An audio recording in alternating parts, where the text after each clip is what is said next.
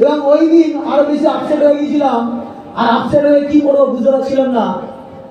আর সেই দিন কোন সিনিয়রের ফোনও ধরতে পারিনি, ধরিনি, এত মনটা খারাপ। আর ওই রকম সময় একটা মানুষের দেখা মিলেছিল সোনারপুর স্টেশনে, এবং গল্পটা আমি তোমাদেরকে বলেছিলাম, আশা করি অনেকে গল্পটা জানে বা অনেকবার শুনেছে এটা। তো আজকে মগা পেয়েছি এই মানুষটাকে আজকে এই স্টেজের সামনে আনার জন্য। এবং শুধু তাই না, আজকে যখন স্মার্ট ভ্যালিতে প্রথম জার্নি স্টার্ট করেছিলাম, তখন থেকে ট্রেনিং গুলো, ছোট ট্রেনিং যেগুলো হয়, ছোট ট্রেনিং, ওই মানুষগুলোকে দেখতাম।